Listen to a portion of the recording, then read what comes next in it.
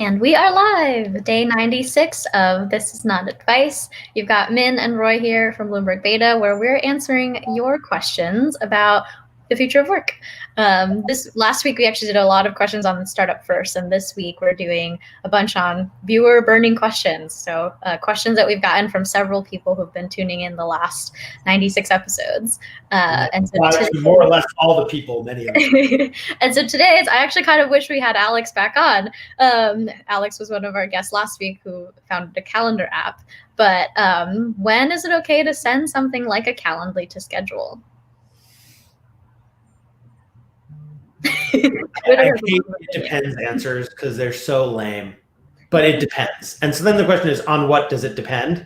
And the reason this question came up, I started thinking about it a lot when we took a trip with some VCs that, as you know, we go around the country. You were on this trip when we go to places around the country, and we were in with VCs to learn about growing startup ecosystems in other places before quarantine. And we were in Atlanta, and we were in the space that birthed Calendly.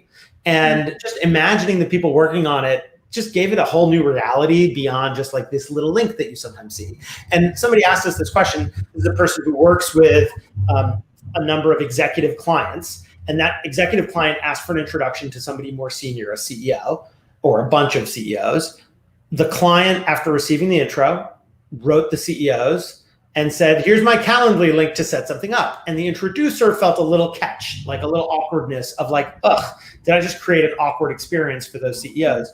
And it's really hard because nobody will ever tell you. Like if you ever ask someone, do you mind me selling you a Calendly link? They're not gonna be like, yes. I am in fact slightly offended each time I see a Calendly link. And in my case, when I receive them, I'm fortunate because I have administrative assistants, and Maria, who has access to my inbox, looks and like that may make her life easier. So it doesn't bother. Actually, I think it's great for me when somebody sends a Calendly link. But if I didn't have the assistants, it would kind of be on some ways more difficult maybe. But so what does it depend on? I think it depends on what you're solving for. If you are solving for your own convenience, then it's magnificent.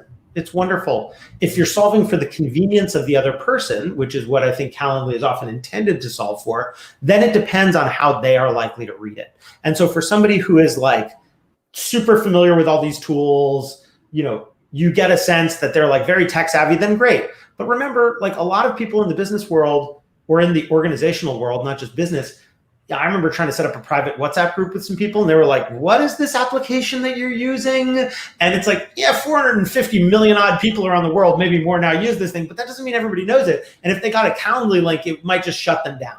And so I think the more important the relationship is to you, the less well you know the person, and the more you think that they may have a perceived issue around their importance relative to you, the less you want to ask them to do work by clicking through to something and picking Calendly, Doodle, Mixmax, whatever your version of it is. Now there is a solve. And the solve is you can always do both. And the both is, would you be free next Tuesday at 3? If that doesn't work for you, let me know when might. Or if you prefer, you can just click here. Give them the option versus just sending it. Totally. That's kind of how I think about it. That's on what it depends. What do you think, Ben? I think one thing that I think our answer might have been really different like this time last year. Good point. The norms change. Yeah, I think the post-COVID norm is also slightly different in that like everyone is online and trying to find time. Like everyone feels that pain in a way that they didn't. And some of the barriers around like familiarity or power dynamics or something might have shifted in such a way that like people are like, oh, you know what, this actually saves me a lot of time because now I can just at my leisure check my calendar, cross-check my calendar against yours, and it'll actually be much faster than having an email back and forth.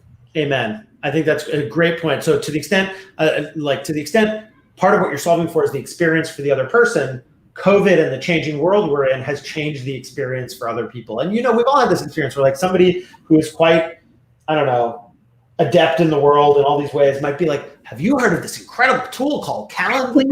And you'd be like, oh my fucking God, I can't believe that you're just discovering this. But, you know, part of the act of communicating is the act of empathy with the other person, if not the most of the act of communicating.